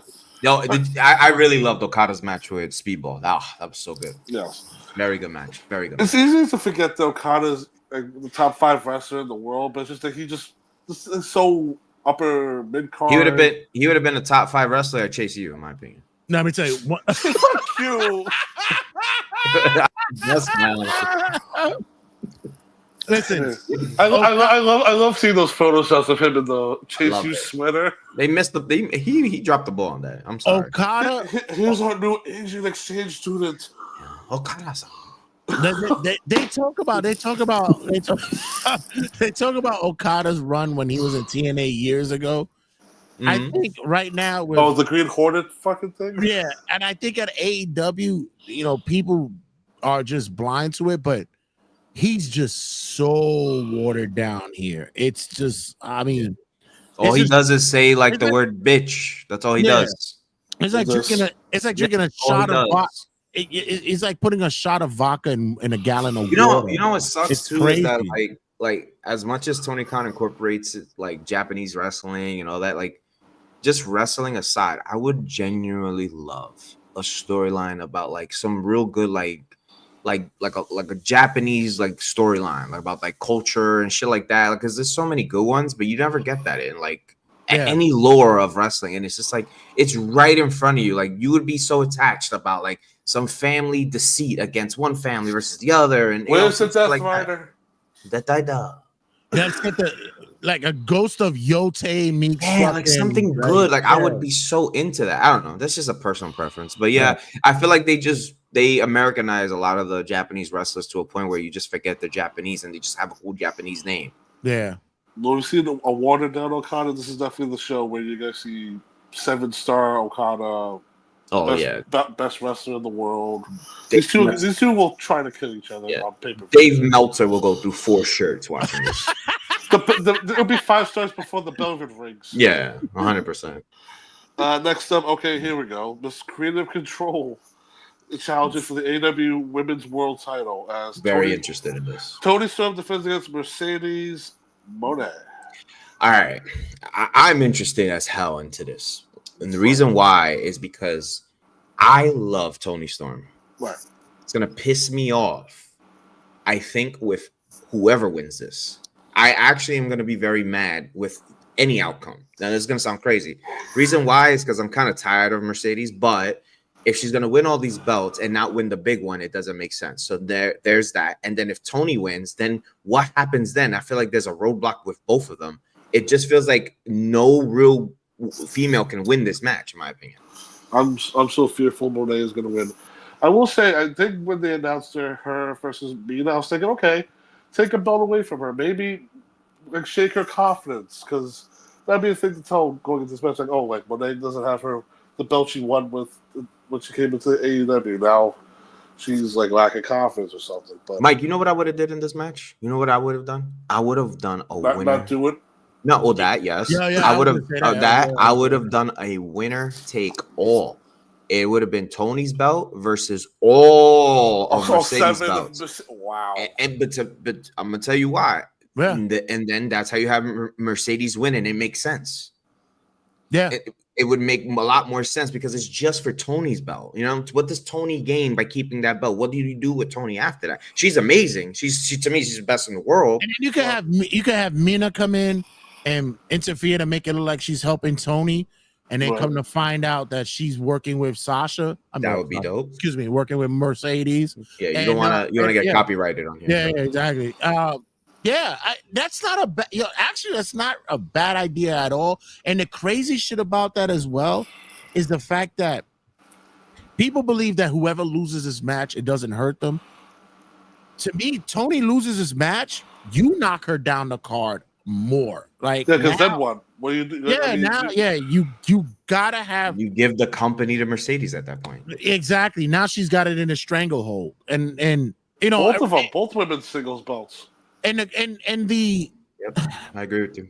And the whole thing with the whole Mercedes doesn't have creative control thing, I don't give a shit about that. It's just knowing Tony and the way that he fucking books finishes. Just don't get me wrong. This match might be probably another banger of the night. I'm not gonna. I'm looking forward to this match Yeah. more than any match. But at the respectfully. same time, it's like, what more are we gonna give her? And it's all, and we doing this is because it's a big fuck you to WWE. That's all it is. All you giving her all these fucking belts is just to say fuck you WWE. Don't they want to like break some Jade Cargill record or something like that? I don't even. Her TBS. Yeah. For how long she held the belt. It's crazy that one of the best female wrestlers on planet Earth wants to break a record held by one of the worst female wrestlers. Right, and that's even more hilarious. Well, that's more the boss. Like, no, yeah. Sticking his hand up her ass and saying, yeah, say 100%. Yeah, Tony. Yeah, but like I said, Mercedes doesn't give a shit about that. But I agree. But does she not give a shit? Does she give a fuck? Oh, she gives a shit. Yeah, does she? Come on, let's be. She gives a shit. She tells the fucking bartender at House of Glory about this shit. Of course she gives a shit. She tells security patting her down. She'll make a fucking Instagram reel talking about it. Fucking HOG. Tony is that division. She came a very long way from WWE. Pie in the face, embarrassment. Her redemption story was way more impressive, I think. She's a hell of a wrestler. There's no doubt about it. I have confidence that like, Mercedes and Tony will have chemistry and they'll have without a doubt. Yes. I think it's going to be a great match. Yes. Because I believe they have worked together. So there's like no like roster bullshit like where we got with Mercedes and nah, right? It's not gonna be that level. I think Tony Storm could work with any female on the planet. Yeah. I tell you one thing though. If she's finding out tonight that she's gonna fucking lose to Sasha tomorrow, there's gonna be something in her that says, why am I here? I really do. Like there might be some questions up there. Honestly, and the reason why I'm saying is because unless you telling me there's you see her somewhere else though, Jay? You think I don't see her. No, all right. First of all, yes, because she's talented, and she got dumped and she left WWE because of the bullshit they had her going through over there. Right. She was a fucking surfer. Yeah. And not only that, but not only that, but the stupid storylines they put her in when she was such a fucking knockout in NXT and all that shit, and he fucking bombed her on the main roster. Called her up, made her look like a nerd, kicked in the face, made her like wear underwear in front of people. But at the same time, now you got to now question is like, yo, I've been here for this long. I had the loyalty. I did everything I did here, and now I'm about to fucking lose to her just so that you could prove a point to another company. But maybe she don't give a fuck. Oh, maybe yeah. Oh, you know what? Maybe she doesn't give a fuck. Maybe she's like, okay. I feel like she's so protected. Like she's bulletproof there. You know. She's what Rhea is to the women's division WWE, where it runs around her. But I think Tony is also the type of person that can say, you know what, Mercedes, here's your chance. Here, take the belt, because we can't keep running the belt back to Tony every time. I mean, that's what the Mariah May thing happened. Mariah May had some defense. What are you talking about? Tony can't be that Roman Reigns? What do you mean? What's going on here? He can't. Well, like, Tony can also do tag stuff with me. There's options out there. I mean, I got a hot take about Tony. Yes. I think Tony can be the female Dusty Rhodes. To have that underdog run for a while. No, I mean like as a tutor. I think when she's done. I'm talking about like that's later. That's what I mean. I mean like I feel like she can make superstars. But I'm talking about but right now it's like creatively there's really nothing else for Tori to do.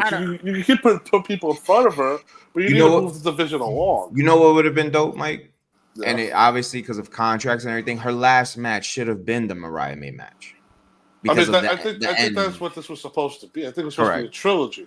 Right. Yeah. Right. Well, the trilogy on the pay-per-views. I know these have 3 matches, but I think Mariah, even the WWE, caught Tony off guard. Like, wait, bitch, where you going? Come back. Right. Yeah. No, so he did the next best thing, which is put his 2 best women's wrestlers in the ring, and let's do something where I think Mercedes wins. But I think the TBS title, I don't know who it goes to. They're gonna have to make some ruling on that. So for me, I'm gonna say that counter booking because of what has been going out on the socials about Mercedes. Initially, that she was to win this, but I'm gonna say that Tony wins it. Wow. Well, I say Mercedes, even though I want Tony to win. I think Mercedes goes over. Yeah. I think this is the match of the night, though. It could be, yeah. I believe it will be up there. Mm-hmm. There's some potential bangers on this show. 3. The rest, Christ. Well, easily three out of these three matches on this card you can put on Dynamite or Collision and be happy with them. Facts. We gotta fill a pay-per-view card, and we're doing that with the main event in mind. With the Oh my Texas Death God! Match. Really? I was waiting for We next have up For the Ring of Honor Mortals, the Beast Mortals versus. Well, If I see Beast Mortals tomorrow on my television, I'm fucking losing my shit, bro. the Texas Death Match for the AEW World Title: Jon Moxley versus Hangman Adam Page. All right, hold on. Let's begin first. For this match to mean anything to me, I'm just talking about me. Forget about everybody else. Can nobody bleed before this match? For the fucking love of God. Can the roster control themselves? Can the roster just let these two guys bleed just for one night?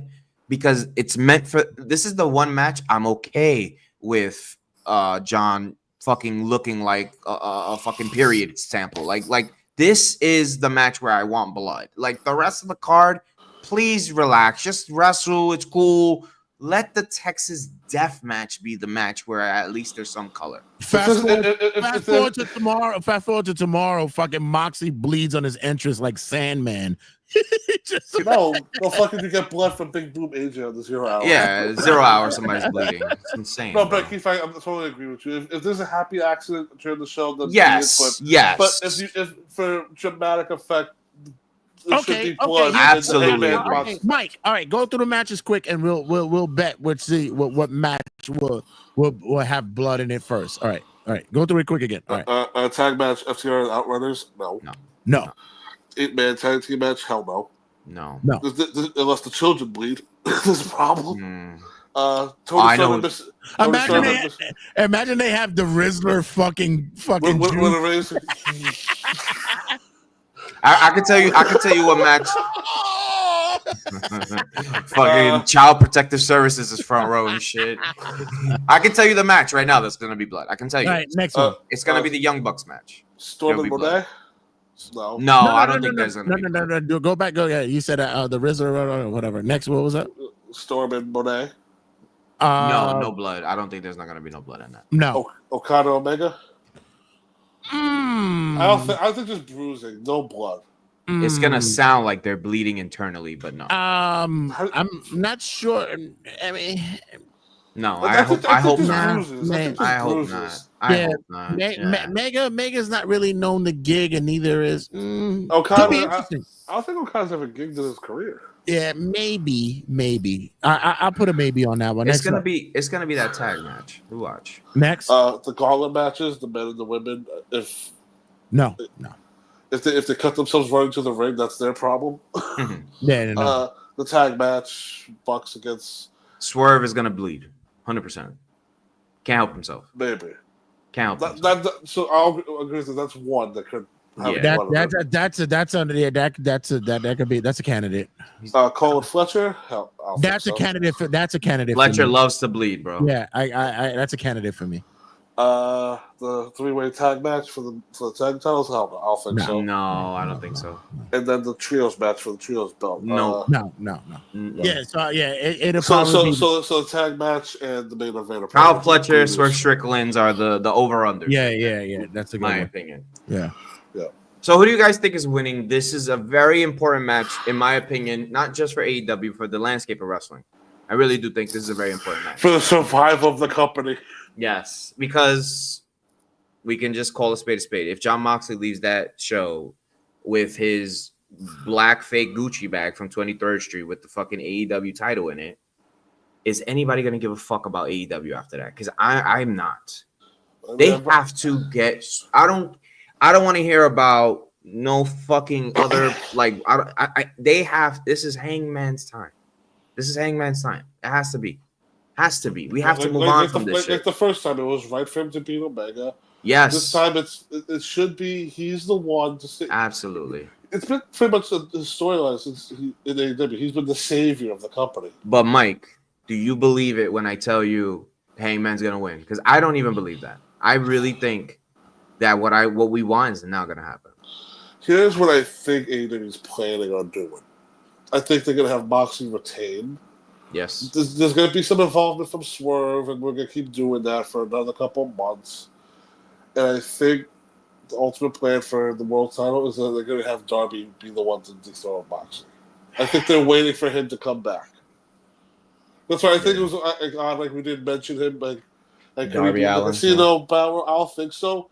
I look at this match as WWE's tribal combat stuff, where I see multitude of people running down the ramp, coming for the save or trying to help Hangman, and then like at the end when Moxley wins the belt, we're gonna have Darby come back, and then we're gonna start the build for Moxley and Darby. I think that you're right, and I hate it. I said my mind is like that's what I feel is gonna that's their plan, but my heart's like just end it early. It's time for Mox to drop this belt. Yeah, I agree. I'm very worried about this match actually. I think they want to have this whole sense that Moxley is really gonna control the narrative with this belt for a while. But to close the show in Texas, although he's not from Texas, you all right over there? You good? Although he's not from Texas, he's considered a cowboy. I think that they're gonna have Hangman win this, but it's just gonna be a drag out, long fucking. I'm gonna put staplers in your dick and fucking kind of match. Yep. And I've never been, and like I said, I'm not a big fan of this shit, but I get it. They built up for the blood feud for it, but it's just so tedious. Moxie's gonna be like, hey, listen, you know what you gotta choke me with? Not a bull rope, you got to choke me out with barbed wire. You got to put barbed wire on my neck and hang me from the side of the ring. Your Hangman, you have a noose lying around? Yeah, it's gonna be something like that. But to close out the show, it's gotta be Hangman wins. I hope. I really do. You can't keep ending pay-per-views with the fans should go, for fuck's sake, after every pay-per-view ending. That's not the reaction. Wheeler Yuta is gonna run in and fucking fuck this up for somebody. So it's gonna be something that's gonna. I'll be surprised if he can run. If his hair doesn't block his way, or he can actually see where the ring is. Listen, that's my boy. Listen, don't talk shit about my boy. That's my guy. You know what I'm saying? Listen, when he's out there doing this thing, Wheeler Yuta has always been my guy. Listen, stop, Mike. Don't hate. It's fine. Wheeler Yuta, he's just stepped up his game, especially with that hairstyle. There's nothing you can do with Wheeler Yuta. Mm-hmm. Yep, and Evanescence just dropped a brand new single that he listens to. So that's our All in Texas predictions, and that's something on the show that we have to talk about. I got time for the Goldberg, and I got a good boogie woogie. All right, so these next two things should be breezy anyway. So let's breeze through. We shouldn't have a long story about this anyway. So let's do Saturday night's main event. Let's go. Okay, so wait. Before, just talk amongst yourselves quick. I just got to do something. Okay. I mean, so Saturday's main event is only 4 shows, but how many commercial breaks are we gonna get? Probably 1,000. I hate that because I feel like the show is just like a house show, and like the significance of the shows. Like, there's been a little bit like positive, but there's been more like forgettable. I just wish the Saturday night main event wasn't like something that they relied on. I actually wouldn't mind if Saturday night main event was just their way of saying we have a house show rather than just put 4 matches on Peacock or whatever it is, and we just get a shitty card just to get a shitty card and move on. It just feels like, remember when Triple H said, I don't want to make our fan base feel stupid? I feel like he makes us feel stupid with shit like that. Well, it's also these Saturday main events have some of these people. Well, people brought up the fact that it's like the equivalent to when AEW did Battle of the Belts. Yeah. It's like a special that ABC needs to do. Mm-hmm. And like you said, this show's primarily for one fucking thing, and that's for one person that just wants his good. What the fuck is going on over there? But just to please one person who wants to end his career on a high. Because God forbid we have to give every person a high for their ending match. I mean, Sting probably has the best ending to his career, but Yes. everybody can't have that. I really do hope that this is it, because he keeps saying this is it every like 2-3 years or whatever it is. And I never was a big fan, even though I did watch his career closely. I just felt like these are like slots on cards that belong to superstars that really like could use the time. You're like, Gunther should be wrestling like a bigger name that's more current, right? We shouldn't have this feel good factor. I felt like the first true year, right, of like Triple H, from like that middle 2023 to like almost towards the end of 24, where he really didn't bring back a lot of legends, except for obviously Big Baldy, Mr. Rocky.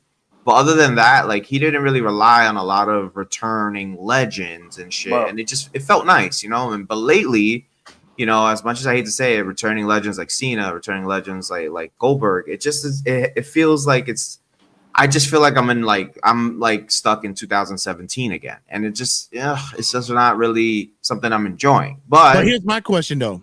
Sure. Is it him or is No. it this TKO? 100% a it's handshake everything agreement. outside. It's both. It's got to be both, because he's getting it in his hometown, which is, I'm sure, something he always wanted.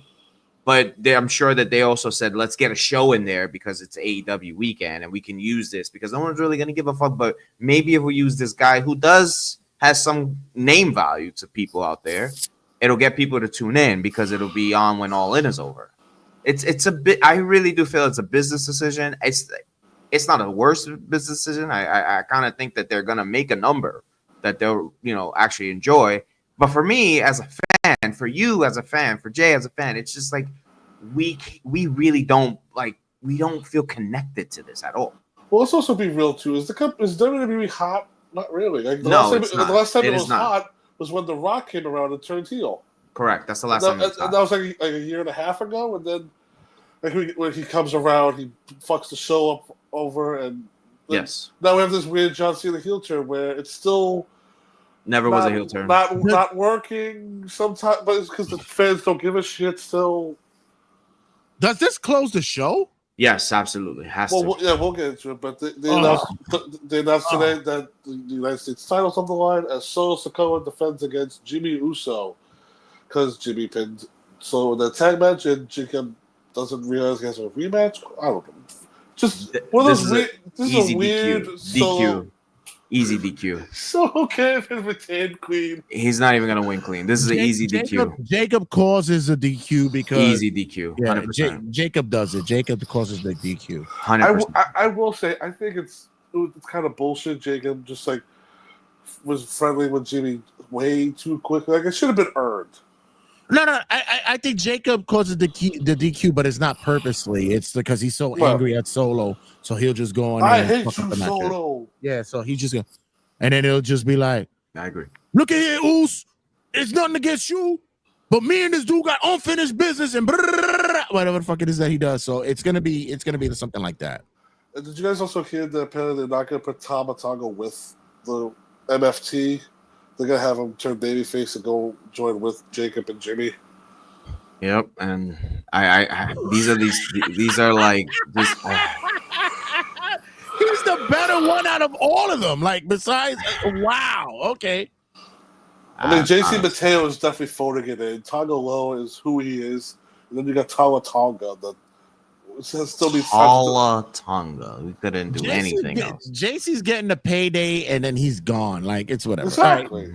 All right. Next up, it's Randy Orton versus Drew McIntyre. Two of my favorite wrestlers. Fun match. Which will absolutely deliver. It had a very weird reason for it to be happening, but anytime Drew McIntyre, Randy Orton in the ring, I'm locked in. I hope that it doesn't have too many commercial breaks. 100% Randy wins. 100%. Drew has been the best thing in the last few years. It's definitely since because of the Punk stuff. Drew, in my humble opinion, if I had to pick a wrestler that I'm truly connected with from my heart and my head, it's Drew McIntyre. And I love more wrestlers more, but I think Drew McIntyre is the only wrestler I can truly tell you I connect with fully. I think they're in an interesting spot with this, where I'll ask each of you, where we know Cody's gonna get the belt back from Cena. It's a given. But should the belt then go to Drew or go to a heel Randy Orton? I don't think the belt goes back to Cody, brother. Well, I then do you have Drew or Orton take it? I really think John Cena is leaving that company with that belt, bro. I know. Ooh. I do. I really do. You know what? Bookmark this. We got to do a cutting a promo with that. I like that. We got to talk about that. I do. Definitely. I don't think he's gonna leave as a face. Everyone is assuming that, and I think he's not gonna go back on his word. They're teasing it. I don't think they're gonna do it though. Well, for this one, I have Drew winning, but I think for Cena, like the last thing in his career he has never done is War Games. So it's gonna be interesting what they do, like who's gonna be on his team or that type of nonsense. True. Which, by the way, a War Games in a baseball stadium, that's gonna be a very interesting look. I could spend a whole 2 hours talking about that event at the park. I actually wish it was like here in New York, but yeah, whatever. But yeah, I have Randy win this match. What do you got? I have Drew taking this because it actually builds more of a bigger storyline. Love that. With those two. Love that. Until what comes down the line later on. So I think that because Randy needs something to carry over him still until he needs more reasons to be pissed off. Right. And then Drew needs it as well. Because we need him in that mix. We need him to be the antagonist for this one. What if Drew pushes him and he gets punted? I think what more seems feasible is it'll be crazy, two big motherfuckers like that, but Drew wins by like a roll up and just like it's a sneaky way start to piss off Randy. Start pissing Randy off. He counters the RKO. I like that more. Make him doubt his himself these days. He's getting older. Maybe he's losing a step or two, and then it starts pissing him off because it's like when I was bad and when I was a heel and I didn't give a fuck, I was the best in the game, and now it can start shifting him a little bit. All right, fair enough. Right. All you fans loved me in 2009. Don't make me bring him back. He said he's almost a solid 300 going up that way. God damn, Randy, shit. How do they clear Mr. Orton? Next up, LA Knight versus Seth Rollins. Keith has to be LA Knight. What? He's a loser. He doesn't lose. Has to be LA Knight. Has to be LA Knight. You can't have LA Knight lose this match. You're trying to build him up into something, and then for him to lose, if he gets, the only way LA Knight should lose this match if Seth wins in like a real tedious way. But you're trying to make a babyface go to Raw. I honestly think that remember when Seth cashed in at WrestleMania, he lost that night. You know, wow. So like I'm just saying, like I think Seth is bulletproof. Seth is bulletproof. I think LA Knight needs this more than anything. I really do. It's a layup here for me. Knight wins by DQ, and we get a Sammy and Jey Uso running again. So yeah, it's been the run-in federation, so you won't be wrong. Yeah, I think this opens the show because I think this is going to be. I agree with that. It opens the show because the Tribal Chief returns. Something's gonna have to happen. No, but I've been thinking about this too because it has to be something big to catch people's attention. If people are still celebrating Adam Hangman Page winning the belt, 100% agree. But if you open the show with Seth and Knight, and have Seth win or have Knight win by DQ, and then there's a beatdown between Seth, Breaker, and Bronson, and then Roman's music hits. Yeah, people forget. Twitter will go crazy. No one will remember who won in AEW that at that point. 100%. Shout out to brother AJ, but he says, wouldn't that close the show if Roman popped up? No, because you're gonna have to fucking end it with Goldberg. Right, but even still, it's like that's what I'm saying. You wouldn't get Roman coming back here. You probably save that for Raw because they're having issues with Netflix. So unless he returns on SmackDown, I mean on main event, and then fucking closes out returns on Raw. But listen, it has to come back soon because SummerSlam's coming around the corner, and if the match is Rollins versus Reigns, I'm so ready for him to not come back at this point. Right, it looks like our brother Keith is gonna leave soon. But let's get to what's the last on main event and Goldberg and Gunther. Quick, Gunther wins. It's fucking ridiculous. This is stupid. This is stupid. Goldberg goes over. What? Mike, he said it. I didn't say it. He said it. There's a reason why this event is happening on All In. You have to have look how you reacted. There's shock factor. What is the first? Let me ask you something. If you have your next podcast, right? What's the first thing you're gonna talk about? The show's Adam over. No, but like, well, my thing is that what's the first thing you're gonna talk about? Adam Hangman Page beating John Moxley or Goldberg beating Gunther? Think about it. Listen, he's retiring. He goes out with the belt. Listen, usually in tradition in wrestling. Wait, hold on. Usually in wrestling, I'm going to. Usually in wrestling, you go out on your back if you're retiring. You go out on your back. You're not retiring, brother. Feet down. This is retirement match, right? Yes. He goes down the mat, right? They've said this is his last. Right. But with the way things have been going lately, Mike, I can't dispute this. I cannot dispute this. If Goldberg wins, if Goldberg wins, is this the first topic that I talk about on the podcast? No, because I'm saying Goldberg wins, but then Seth comes out, cashes in, and gets the belt. That's the only way Goldberg cannot walk out with the belt. Check it out. Seth tries to cash in. Seth tries to cash in, and Punk stops it. That'd be fucking hysterical. I would. Or Roman comes out. Then you get your double whammy of Goldberg still main events and Roman returns. Guys, got to remember what is the one thing that you guys are going to talk about the next time you have a podcast? Adam Hangman Page winning or Goldberg winning? Think about that question. I would dispute that if I really, because I would say, fuck this, I would not headline it. But as a media person, I would have to go with the lead, and the lead would be Goldberg winning. You beautiful gentlemen. Have a great day. All right, brother. Take care. I love you. Thank you for the time. We'll be checking in with you soon. We got much more after this. And text you like crazy tomorrow, by the way. Exactly. And enjoy your night, brother. Thank you for checking in. Anytime, guys. Bye. All right. So, yeah, he's not wrong with that. If I gotta go with it, it will be the fact that I will be fucking pissed going in knowing that Goldberg wins. He's not lying. Okay. Going into Evolution next, right? Yeah, I have the show right here. We triple threat. This should be quick. Triple threat for the women's IC title: Becky, Bayley, Lyra. Becky retains. Okay, fair enough. Jade Cargill versus Naomi. Oh man, Cargill wins because it doesn't hurt Naomi to lose because she has the Money in the Bank. So Jade just won the Queen of the Ring. So. Right.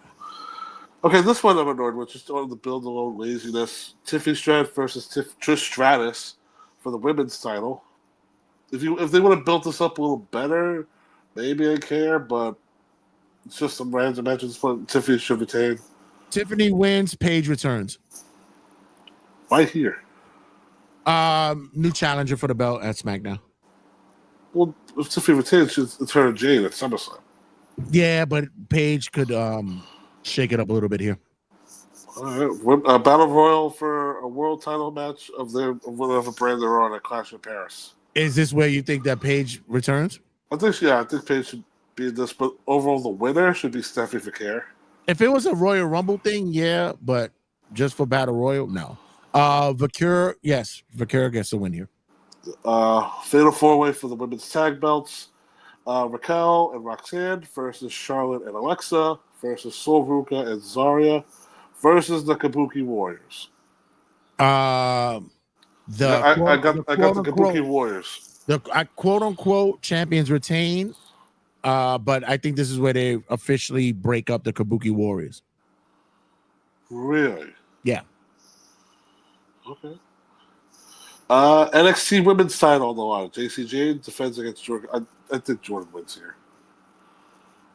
Because they also announced for its anniversary that the winner of this match faces Masha for title. I think JC Jane, because didn't she she confronted Masha on the recent Impact. But that's what I'm saying. So I'm gonna say JC Jane retains here. I'm gonna say Jordan wins. She can't lose 3 title matches in a row. But then we have the main event. Io Sky defends against Rhea Ripley. Yeah, this This is what one- I'm saying. So where this is what I'm saying for you. Where would you think that if Paige did return, where would she fit in at? Just to say Paige returned in the Battle Royal, just because she missed it the first time due to injury. So just to say, like, she just say Okay. that she would compete in Evolution. Maybe Uh, she starts something in the Battle Royal, like maybe I don't know. Yeah. I'm not thinking like a long term run. I'm Yeah, thinking she just pops her head back up. I'm going to say, wow. I think Rhea wins. If Rhea wins, do the fans turn? I think there'll be slight annoyance. Like I think she'll get some boos if she wins, because people love Io. Right. But if your idea for the Kabuki Warriors, I don't think a split would happen, but maybe they turn on Io. Like maybe like both of them just No, attack her I don't or think they turn. start something. I think Kyrie as a face is progressively happening. Asuka, she's returning from injury. I think she's starting to recognize that her time is going to be closing soon. Mm-hmm. And I think just giving especially her last run possibly is going to be, what's detrimental here. I don't see any heel turn. I just think just a split up, let them go independently, see how it runs. As for Io, yeah, I think it'd be a hard turn that Rhea wins, because she now becomes the Roman, the Cena of the women's division. And Charlotte, if you want to put it in as well, she becomes the Charlotte. So I'm gonna safe bet to say that it's Rhea, but I'm going to believe that Io pulls out the W here. I like Io to win, but I think just storyline wise, because we still have SummerSlam to come Right. out. The Right. Battle Royal winner goes to Clash in Paris, so Right. it's like we need something in between. I don't know if you continue the Io Rhea thing, or maybe you have them team up and face the Kabuki Warriors. So the for a winner show. goes to Clash of Paris, so it becomes a triple threat. No. Let's right now. There's nothing set for the women's side on Raw Clash of Paris is when? after SummerSlam.